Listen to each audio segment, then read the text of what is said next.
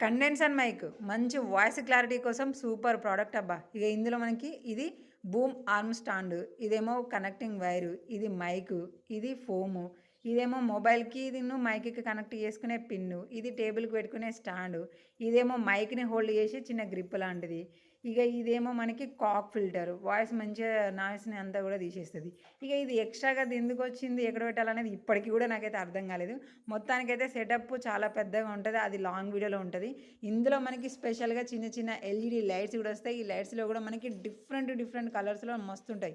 ఇక voice clarity అయితే మాత్రం సూపర్‌గా ఉంటదబ్బా! నార్మల్ వాటికంటే మాత్రం.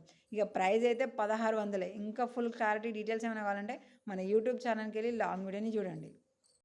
కండెన్సర్ మైక్ మంచి వాయిస్ క్లారిటీ కోసం సూపర్ ప్రోడక్ట్ అబ్బా! ఇక ఇందులో మనకి ఇది బూమ్ ఆర్మ్ స్టాండ్, ఇదేమో కనెక్టింగ్ వైరు, ఇది మైకు, ఇది ఫోము, ఇదేమో మొబైల్‌కి మైక్‌కి కనెక్ట్ చేసుకునే పిన్ను, ఇది టేబుల్‌కి పెట్టుకునే స్టాండు, ఇదేమో మైక్‌ని హోల్డ్ చేసి చిన్న గ్రిప్ లాంటిది. ఇక ఇదేమో మనకి కాక్ ఫిల్టర్ వాయిస్ మంచిగా నాయిస్‌ని అంతా కూడా తీసేస్తది. ఇక ఇది ఎక్స్‌ట్రాగా అది ఎందుకొచ్చింది, ఎక్కడ పెట్టాలనేది ఇప్పటికి కూడా నాకైతే అర్థం కాలేదు. మొత్తానికైతే సెటప్ చాలా పెద్దగా ఉంటది. అది లాంగ్ వీడియోలో ఉంటది. ఇందులో మనకి స్పెషల్‌గా చిన్న చిన్న ఎల్ఈడీ లైట్స్ కూడా వస్తాయి. ఈ లైట్స్‌లో కూడా మనకి డిఫరెంట్ కలర్స్‌లో మస్తుంటాయి. ఇక వాయిస్ క్లారిటీ అయితే మాత్రం సూపర్‌గా ఉంటదబ్బా! నార్మల్ వాటికంటే మాత్రం. ఇక ప్రైస్ అయితే 1600. ఇంకా ఫుల్ క్లారిటీ డీటెయిల్స్ ఏమైనా కావాలంటే మన యూట్యూబ్ ఛానల్‌కెళ్ళి లాంగ్ వీడియోని చూడండి.